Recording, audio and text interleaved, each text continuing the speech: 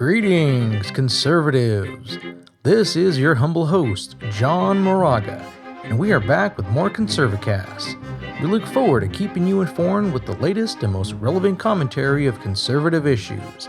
So without further ado, here are a few topics I'd like to discuss. Well, we are back just to wrap up the summer of 2019. I hope everybody has enjoyed this year thus far, but we have so many things we've already started. For those of you who have kept up with our vlogs, our site, or just whatever we've been putting out there. For those of you who have been keeping up with it, you already know some of the things that we've been doing. But for those of you who don't know, there are a lot of exciting changes happening for Conservatives Corner.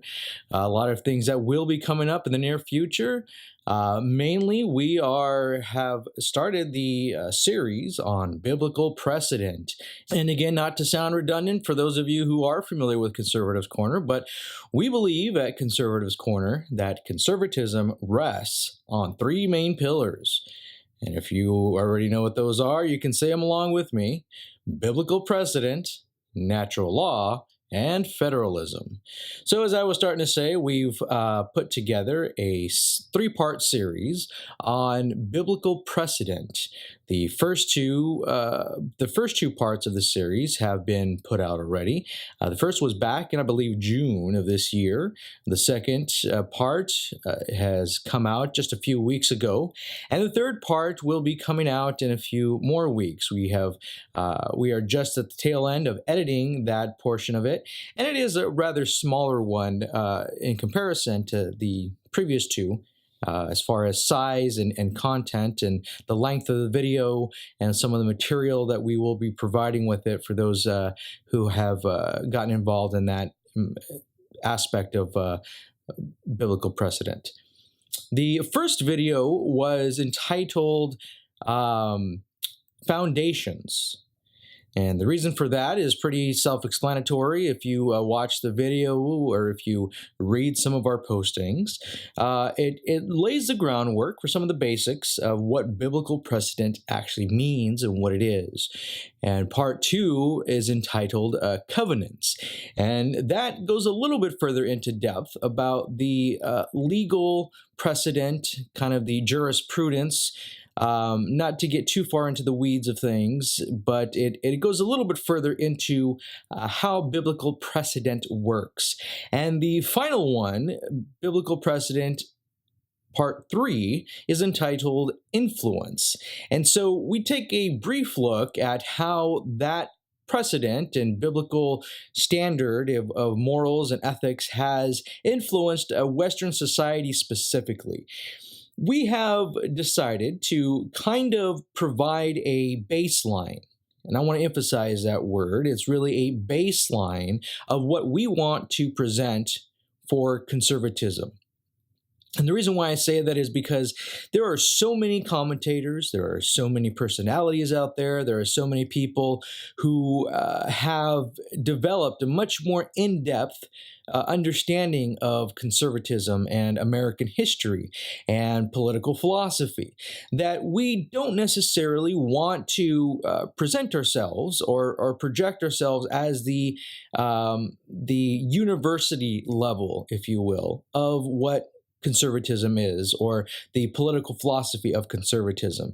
Now, that's not to say, obviously, that we don't provide and give some type of heavily influenced ideas of what conservatism is on a much more academic level, on a much deeper level. On the contrary, we definitely do provide that, but we don't focus on necessarily specific dates or specific people throughout history. And when I say we don't focus, I mean there is so much content and history to observe that we kind of take a survey of that so that we give you, the listener or audience, a a baseline to where you can then go further research. And so, that being said, just to give those of you who may be new to this platform an idea, we definitely encourage you to check out our website. That is conservativescorner.com. Conservativescorner.com. Once again, for those of you not familiar, that's conservativescorner.com.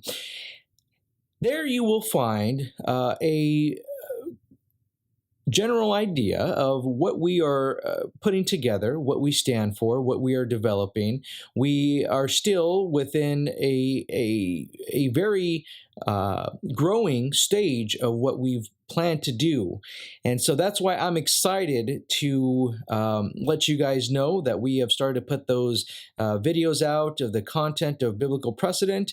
Next will be natural law, which is the second pillar that we have discussed that conservatism relies on. That in and of itself, I am very excited to say that we are working on developing and advancing what we've already done as far as our production, as far as our studio, as far as our material, as far as our sets, our camera work, our sound, our lighting. We have some very promising opportunities that people have reached out to us to try and take us to the next level, as the saying may go, and just really harnessing what we feel is a much needed platform and a very aesthetically pleasing presentation as well. We have definitely utilized whatever resources we've had up to this point, which have been in part to your guys' generosity. We definitely want to say thank you to all of you who have supported us thus far, whether it's been through your actual finances and your contributions, through your generating revenue for us, as well as those of you who have found it within yourselves to word of mouth spread our message and help our social media platform, our website, get our message out and our name out. We deeply thank all of you for whatever contributions you have made to this point. And obviously, we want to encourage you to continue to support us. Again, whether that's actually through finances or through word of mouth or through even contributing your actual talents, whether it's offering certain services or providing an avenue for us to be exposed even a little bit more and meet with other commentators and other people who are in this fight with us. And by saying fight, that actually takes me to the next point that I want to address. As we conclude this year, and this year will be concluding really fast, it's hard to believe that we're already at this point coming up on September of 2019, and we're right around the corner of 2020.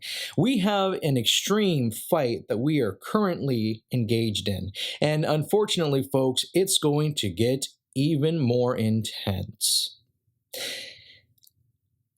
I take a breath and just take a moment here. I know what I want to say, and on the one hand, I'm taking a moment just to collect my thoughts in which order I want to say things, but also because it is such a crucial moment and a serious moment that we need to recognize. I am not the first, nor will I be the last conservative commentator out there to draw your attention to the fact that the left, the political left, the liberal media machine are working overtime. There is a concerted effort to silence conservatives. There is a conscious agenda to suppress our ideas and our communication with each other. Now, when we first started, I wanted to provide a pretty in-depth presentation of how Conservatives Corner got started and what we did to generate the first inklings of revenue and get our name out there. And so we put together, all who were a part of this endeavor, a short video entitled Launch. And in there was some very beginning ideas of what we did and how we approached what we did. And I was going to follow up with a number of I don't want to say articles, but a number of written documentation of what was done and what worked and what didn't work. And we did eventually put things out there for people to consider. But we weren't able to go as in depth as we wanted, because what we did very quickly was expired or outdated, or became the wrong things to do, and how we try to get certain exposure, get certain ways to get our name out there and known. Because every week, every month, there was a turning point of how the internet algorithms, how YouTube, Facebook, all of the big giants to get our messaging out there, were finding ways to manipulate our accessibility, not just ours, conservative ideas and conservative platforms as a whole. I'm not in any way trying to whine or complain or say, oh, woe is me, and just things can't be done. No, on the contrary. If I was to whine and complain and just concede what was going on, then Conservatives Corner would no longer be, and we would hang up our hats and say, forget it, they've won, we can't do this. No, on the contrary, that is the whole reason why we are fighting. That is the whole reason why we are continuing to put out more content and increase and improve what we're trying to do. And we encourage others to do the same. We have a level of competitive spirit, but at the end of the day, we want every conservative media platform, a true, genuine conservative platform, to really try and continue to get their voice out there.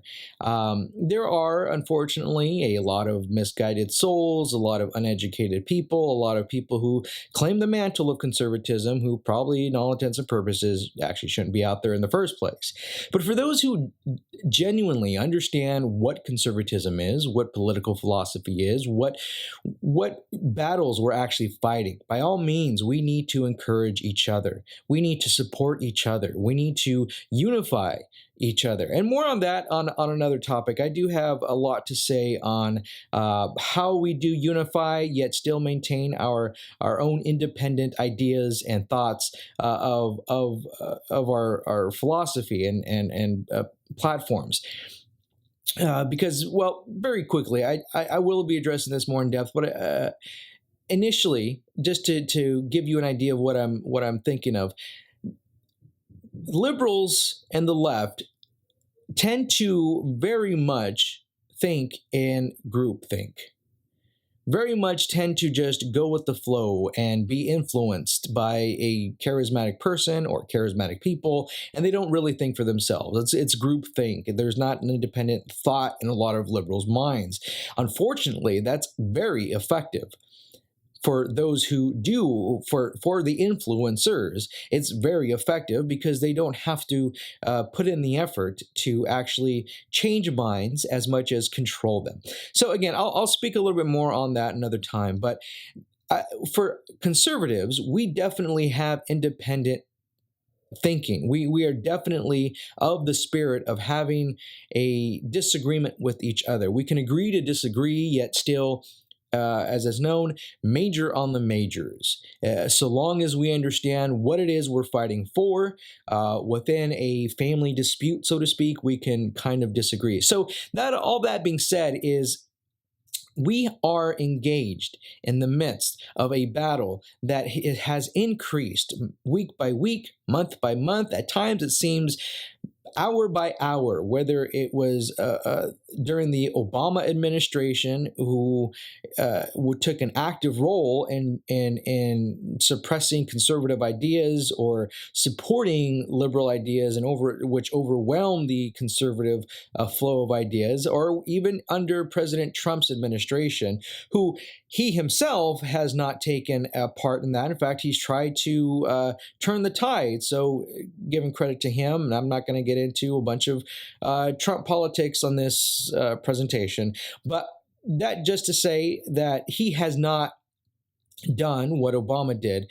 But even with him staying out of the fray and possibly trying to get in the fray to turn the tide, outside of his control, there are media moguls, there are social media giants. There are so many things that I don't have to go into that I'm sure most of you who are listening to this already know. It is not news to you. It is not a news flash, but it's not a conspiracy either.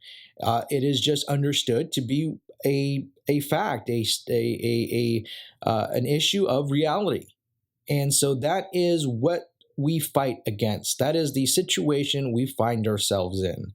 So having that as our adversary to fight, it is important that we do have a cogent, comprehensive, articulate understanding and presentation of what it is that we are fighting for.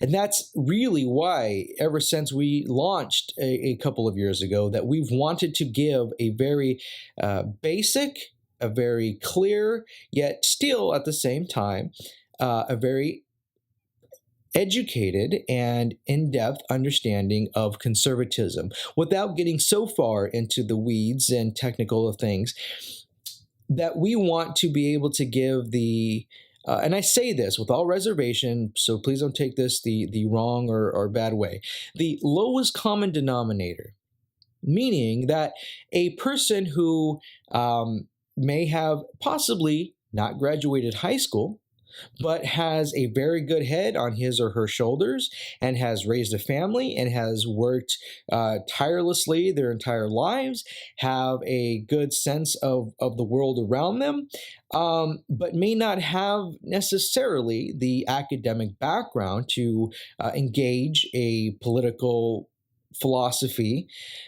We want to provide them an understanding of what conservatism is, as well as somebody who does have a college degree and may be single and may not understand the realities of raising a family or budgeting for a household or have any real personal stake in getting into either a political campaign or supporting a legislation or a local idea, even on a school board. We want to be able to have the widest range of people who can take what we present and take something from it and learn something from it and put it in their pouch of ammunition, figurative ammunition, that is, to be able to engage in a conversation, even if it is a conversation at the dinner table with relatives or friends, and not necessarily feel as though they don't have a grip of what they are fighting for, and feel as though they're in isolation in this battle of information. So as we move forward, we want to encourage you to, one, keep that in mind, that we are fighting this fight, and two, that we do want to provide a wide range of people information and content that they can use and utilize with their friends and family and engage the society as a whole. So we want to just thank you guys again. I'm going to wrap up this welcome back ConservaCast this time. I have a number of things I want to talk about in depth on the next episode, but it's great being back, and it's really fortunate that we are still here and ready to roll. As many of you may know, I am a veteran of the United States Air Force. I served for 4 years honorably as a security forces member. For those of you who don't know what that is, it's essentially the military police of the Air Force, but with a little bit more training and emphasis on anti-terrorism. And thank God I did not see any live action, or was not in a hot area or in a theater of combat. My hat's off, and all of my respect to my comrades and brothers and sisters who were called to serve in those situations. I just happened to complete my enlistment during a time where there wasn't that type of conflict pre 9/11, and during a time that didn't require me to. But all the same, the training that was received required me to understand what was required to fight that fight, and what would be necessary to engage in something that would that may call for my own personal life to be laid down. A lot of heavy arms training, a lot of small arms training, a lot of tactical training, a lot of training that, thank God, again, that I didn't necessarily need to utilize, but still acquired, and was very much a benefit and useful in my life moving forward. And so even if you don't have that training, trust me when I say we here at Conservatives Corner understand that that is the level of commitment that we need to present with our foot forward, not necessarily with guns and bullets, but with ideas that can actually be even more dangerous if they're articulated clearly, if they're presented well, if they are given to the right people, if they are able to be spread among the right demographics and constituents. The power of the pen, as the old saying goes, is extremely more dangerous than bullets and weapons at times. If you know a little bit about history, the Thomas Paine's pamphlets and his ideas during his time were very instrumental in the American Revolution. Again, not to get into the woods, but the idea of his writings served as a way to motivate and encourage people to take up the mantle of freedom and establishing this country. So keep that in mind, folks. We again want to encourage you to get behind us, unify with us. We want to still have a competitive edge and get our message out there, but we also want to encourage our fellow conservatives out there, our fellow veterans, our fellow patriots. Please get involved any way you can, and we ideally would hope that you get involved with conservativescorner.com, and we hope to continue to have you listening in on our next ConservaCast as we post it up. And we wish you a very well and happy and blessed remainder of 2019. Let's finish off this year strong, and let's get going on 2020. Thanks, folks. May God bless you all. Thanks for joining us once again, and we hope you will invite your friends and family to join us in our efforts to champion conservatism for generations to come.